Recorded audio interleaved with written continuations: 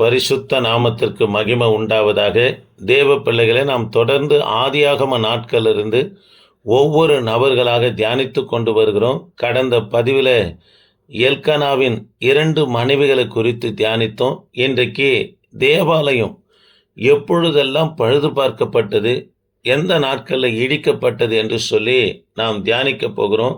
தேவ பிள்ளைகளே, இஸ்ரவேல் ஜனங்க எகிப்திலிருந்து புறப்பட்டு வந்து சீனாய் மலை அருகிலே இஸ்ரவேல் ஜனங்க தங்கியிருக்கும்போது கர்த்தர் மோசேவை பார்த்து ஆசாரிப்பு கூடாரத்தை கட்டும்படி, அதற்கு தேவையான காணிக்கையை வாங்கும்படி யாத்ராகமும் 24ஆம் அதிகாரம் 16-18, 25ஆம் அதிகாரம் 1-9 வரைக்கும் மோசேவிடத்தில் சொல்லுகிறார். யாத்ராகமும் 26ஆம் அதிகாரத்தில் ஆசாரிப்பு கூடாரத்துடைய அளவு சொல்லுகிறார். தேவ பிள்ளைகளே, இஸ்ரவேல் ஜனங்க கானானுக்கு வந்தது முதல் சாலோமுடைய நாட்கள் வரைக்கும் ஆசாரிப்பு கூடாரம் எப்படி காணப்பட்டதுன்னா, முத ஆசாரிப்பு கூடாரம் இஸ்ரவேலுக்குள்ள வந்த பிற்பாடு சீலோவில் ஸ்தாபிக்கப்படுகிறது. தாவீதுடைய நாட்களில் தான் ஆசாரிப்பு கூடாரம் எருசலேமுக்கு வருகிறது. தேவ பிள்ளைகளே, அப்போது இஸ்ரவேல் ஜனங்க கானான்லேருந்து சாலோமுடைய நாட்கள் வரைக்கும் இந்த ஆசாரிப்பு கூடாரம் எப்படி காணப்பட்டதுன்னா, நடமாடுகிற ஆசாரிப்பு கூடாரமாகவே காணப்பட்டது. அது மாத்திரமல்ல, தாவீது தேவாலயத்தை கட்டும்படி ஆசைப்படுகிறார். ஆனால் கர்த்தர் கட்ட அனுமதிக்கலை. காரணம், அவர் கையினால் ரத்தம் சிந்தப்பட்டது. தேவ பிள்ளைகளே, ஒரு யுத்த வீரன் கையினால் ரத்தத்தை சிந்துகிறது தவறு இல்லைங்க. யுத்தம் பண்ணால் ரத்தம் சிந்த தான் செய்யும். ஆனால் இவர் சிந்தின ரத்தம் அநியாயமான ரத்தம். உரியாவுடைய ரத்தத்தை தாவீது சிந்தினபடினால தேவாலயம் கட்ட கர்த்தர் அனுமதிக்கலை.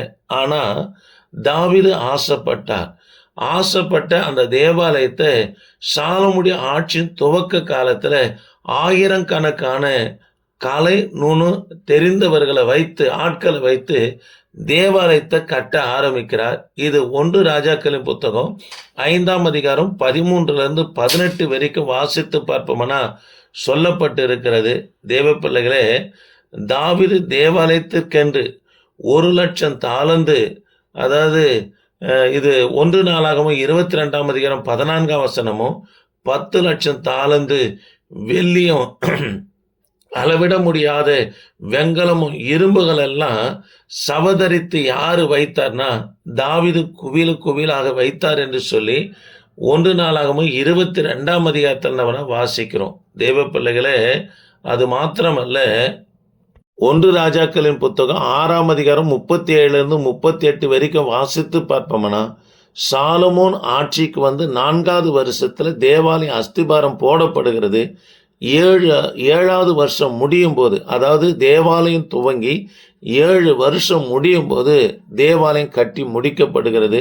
உடன்படிக்கை பெட்டியை கொண்டு வந்து தேவாலயத்தில் பிரதிஷ்டை பண்ணும்போது 22,000 மாடுகளும் 1,20,000 ஆடுகளையும் பலி செலுத்தினாங்க.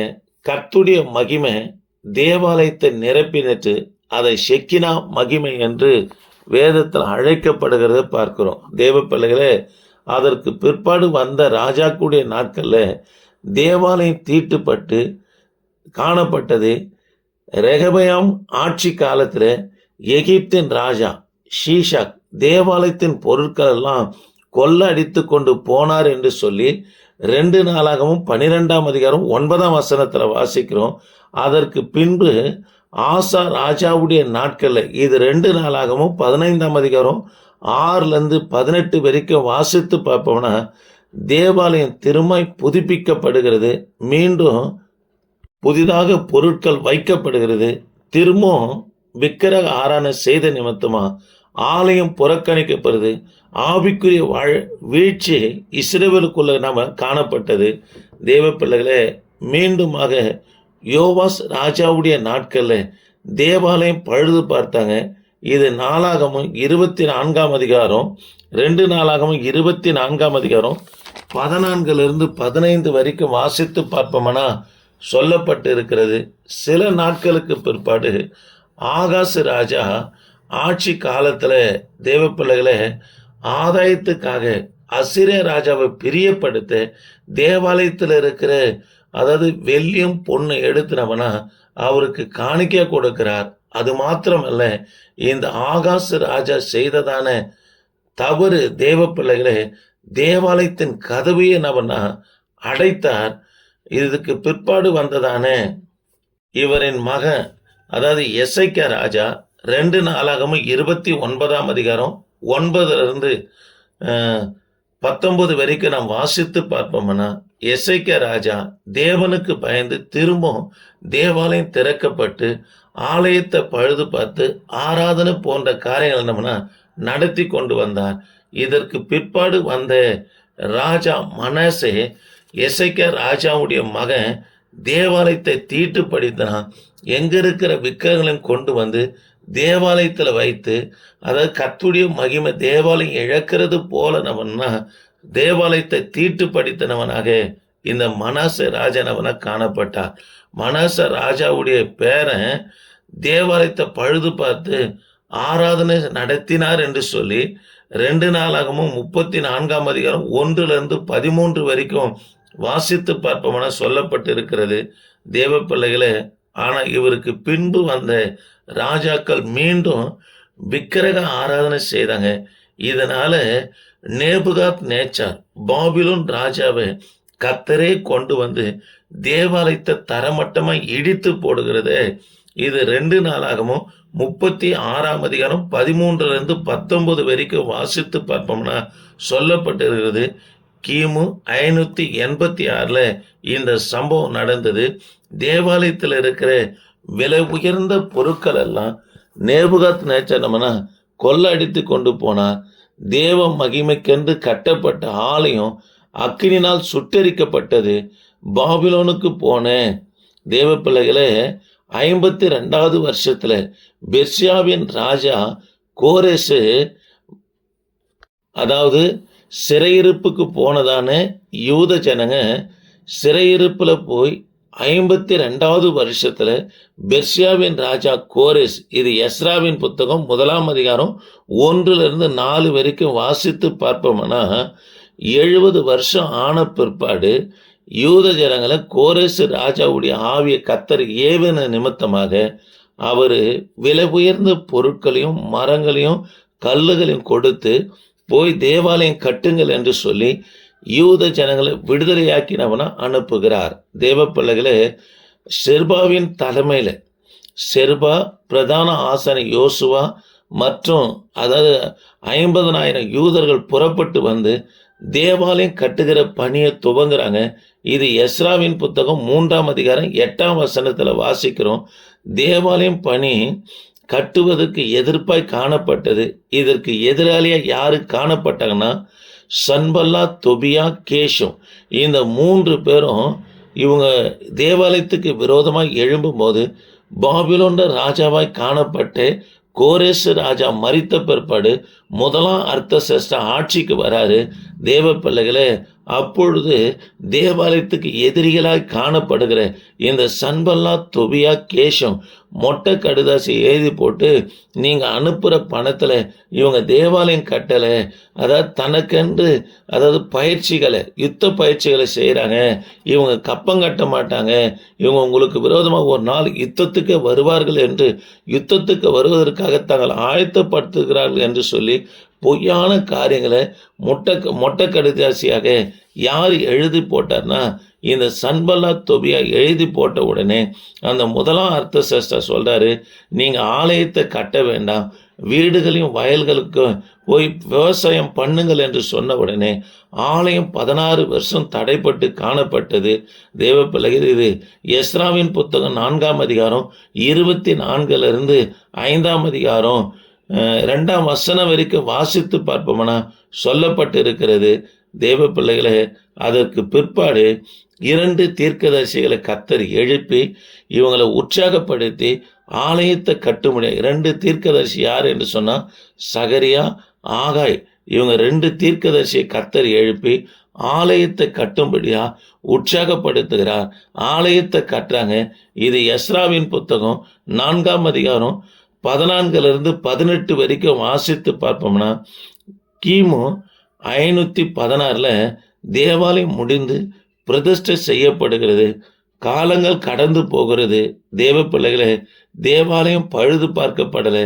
இதனால புதிய ஏற்பாட்டின் நாட்கள்ல ஏறது பழுது பார்க்கிறார். இது யோவான் சுவிசேஷ புத்தகம் 2ஆம் அதிகாரம் 20ஆம் வசனத்துல நம்ம பார்க்கிறோம். தேவ பிள்ளைகளை கவனிப்போம். 46 வருஷமா பழுது பார்க்கப்படுகிறது தேவாலயம். அது மாத்திரமல்ல, இது ஏறுறதுனால தான் பழுது பார்க்கப்படுகிறது. இந்த தேவாலயத்தை தான் கர்த்தராகிய இயேசு கிறிஸ்து அவருடைய ஊழியத்தின் ஆரம்ப நாட்களிலே சுத்திகரிக்கிறார். ஏனென்று சொன்னால், பிரதான ஆசாரியர்களும் யூத மத தலைவர்களும் தேவாலயத்தை கள்ளர் குகையாக, அதாவது ஆடு மாடு விற்கிற, புறா விற்கிற ஒரு கடைத்தெருவை போல அவங்க ஆக்கினது நிமித்தமாக யோவான் சுவிசேஷ புத்தகம் 2ஆம் அதிகாரம் 13 21 வரைக்கும் வாசித்து பார்ப்போம்னா, கர்த்தர் கோபப்பட்டு சாட்டை எடுத்து எல்லாரையும் அடித்து துரத்தி தேவாலயத்தை நம்ம சுத்திகரிக்கிறார். அவர் ஊழியம் முடியும் போதும் மத்தேயு சுவிசேஷ புத்தகம் 21ஆம் அதிகாரம் 12 13 வரைக்கும் வாசித்து பார்ப்போம்னா, இயேசு கிறிஸ்துடைய ஊழியம் முடியும் போதும் தேவாலயத்தை நம்ம சுத்திகரிக்கிறார். இயேசு கிறிஸ்து உயிர்த்தெழுந்த பிற்பாடு கிபி 70 தேவ பிள்ளைகளை தீர்த்து ராயனாலே தேவாலயம் முற்றிலுமாய் அழிக்கப்பட்டது. திரும்பவும் தேவாலயம் கட்டப்படலை. ஒன்று சாலமுடைய ராஜாவின் நாட்களில் கட்டப்பட்டது. 2வது செர்பாபேல் நாட்களில் கட்டப்பட்டது. தேவ பிள்ளைகளை கிபி 70 முற்றிலுமாய் தேவாலயம் அழிக்கப்பட்டது. இன்ன வரைக்கும் தேவாலயம் கட்டப்படலை. எப்போ திரும்ப தேவாலயம் கட்டப்படும் என்று வெளிப்படுத்தின விசேஷத்தில் சொல்லப்பட்டு இருக்கிறது என்று சொன்னால், வெளிப்படுத்தின விசேஷம் 4ஆம் அதிகாரத்தில் ரகசிய வருகை இருக்கும். அதற்கு பிற்பாடு 3ஆம் உலக யுத்தம் இருக்கும். 3ஆம் உலக யுத்தத்தில் கர்த்தர் இஸ்ரவேல் ஜனங்களுக்கு ஜெயத்தை தருவார். ஆனால் தான் கோத்திரத்திலிருந்து ஒருவன் வந்து நான் தான் மேசியா என்று சொல்லி உங்களுக்கு ஜெயத்தை கொடுத்தது நான் தான் என்று சொன்ன உடனே யூதர்கள் அவனை மேசியா என்று ஏற்றுக்கொள்வாங்க. அதை 7 வருஷம் அந்தி கிறிஸ்து ஆட்சி முடிவில் தேவ பிள்ளைகளை 3 வருஷத்தில் தேவாலயம் கட்டுகிற காரியத்தையும் பிற்பாடு யூதர்களுக்கு நன்மை போன்ற காரியங்களை செய்வான். ஜனங்க இவன் தான் மேசியா என்று சொல்லி முற்றிலுமாய் இவனை விசுவாசித்து நம்ம ஏற்றுக்கொள்வாங்க. அடுத்த 3 வருஷத்தில் தேவாலயத்தில் கொண்டு போய் பன்றியை பலி செலுத்தி தேவ பிள்ளைகளை தன்னை பிதாவுக்கு மேலாக இவன் உயர்த்தின உடனே யூதர்கள் கண்கள் திறக்கப்படும். 2000 ஆண்டுகளுக்கு முன்பதாக வந்து இயேசுவை கொலை செய்தமே, என்னை ஏன் நல்லவர்கள் என்று சொல்லிங்க, பிதா ஒருவரை தவிர நல்லவர்கள் ஒருவரும் இல்லை என்று சொல்லி பிதாவுக்கு முன்பாக தன்னை தாழ்த்தின இயேசுவை நம்ம கொலை செய்தமே, இவன் அந்தி கிறிஸ்து, பிதாவுக்கு மேலாக தன்னை உயர்த்துகிறான், பண்டிகை கொண்டு வந்து பலி செலுத்துகிறான் என்று சொல்லி யூதருடைய கண்கள் திறக்கப்பட்டு பூமியின் கடையாந்தரங்கள் முழுவதும் புறப்பட்டு போய் இவர்கள் தான் சுவிசேஷங்களை நம்ம அறிவிக்கிறவர்களாக காணப்படுறாங்க. சரி தேவ பிள்ளைகளே, இயேசு கிறிஸ்து தேவாலயத்தில் பலி செலுத்தப்படுகிற எல்லா விதமான பலிக்காகவும் கர்த்தர் பலியானார். இனி பலி செலுத்த தேவையில்லை. புதிய ஏற்பாட்டின் நாட்களில் அப்போஸ்தலனாகிய பவுல் சொல்லுகிறது போல 1 கொரிந்தியர் 3ஆம் அதிகாரம் 16 17, 1 கொரிந்தியர் 6ஆம் அதிகாரம் 18 19 நாம் வாசித்து பார்ப்போம்னா, நாமளே தேவாலயம் என்று சொல்லுகிறார். நாமே கர்த்தருடைய ஆலயம் என்று சொல்லுகிறார். ஆக தேவ பிள்ளைகளே, இந்த ஆலயம் எந்த விதத்திலும் அசுசிப்படுத்தவே கூடாதுங்க. விக்கிரக ஆராதனை செய்யக்கூடாது, பொய் சொல்லக்கூடாது, கெட்ட வார்த்தை பேசக்கூடாது, விபச்சாரம் வேசித்தனம் காரியங்கள் செய்யுமானா தேவாலயமாய் காணப்படுகிற நாம் தீட்டுப்படுகிறோம். நமக்குள்ள கர்த்தர் வாசம் பண்ண மாட்டார்.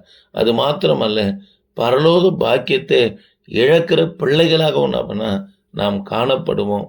தேவ பிள்ளைகளே, ஆகவே கர்த்தர் எந்த பலியில இப்போது பிரியப்பட்டு ஆலயமாகிய நமக்குள்ள வாசம் பண்ணுகிறார் என்று சொன்னால், ஆலயமாகிய நாம ரோமருக்கு நிறுவம் 12ஆம் அதிகாரம் 1ஆம் வசனத்தில் நம்மையே ஜீவ பலியாக ஒப்பு கொடுத்து ஆராதனை செய்யும்போது இதுவே புத்தி உள்ள ஆராதனை என்று கர்த்தர் பிரியப்பட்டு நமக்குள்ள வாசம் பண்ணுவாருங்க. தேவ பிள்ளைகளே, கையினால கட்டப்பட்ட ஆலயங்கள் இடிக்கப்பட்டது. இப்போ தாம் உருவாக்கின ஆலயமாய் காணப்படுகிற நமக்குள்ள கர்த்தர் நம்மனா வாசம் பண்ணுகிறார். ஆகவே இந்த ஆலயத்தை பரிசுத்தமாய் பாதுகாத்து கொள்வோம். அசுத்தம் ஒன்றும் பிரவேசியாதபடி இருப்போம். பாவம் செய்தோம்னா இந்த ஆலயத்துல கர்த்தர் வாசம் பண்ண மாட்டாருங்க. எப்படி சிம்சனை விட்டு கர்த்தர் விலகினாரோ நம்ம விட்டும் கர்த்தர் விலகிடுவாருங்க. ரொம்ப ஜாக்கிரதையா இருப்போம். ஆலயத்தை காத்துக்கொள்வோம். கர்த்தர் எப்போதும் நமக்குள்ள வாசம் பண்ணுவார். ஜெபிப்போம். கிருபையின் தேவனே, நாங்கள் உம்மை துதிக்கிறோம். இந்த வார்த்தை கேட்ட ஒவ்வொரு பிள்ளைகளுக்காய் ஸ்தோத்திரம். கர்த்தர் நீங்க ஆசீர்வதிங்க. தொடர்ந்து உமது கரம் இருக்கட்டையா. இயேசு நாமத்தில் ஜெபிக்க நல்ல பிதாவே. ஆமென்.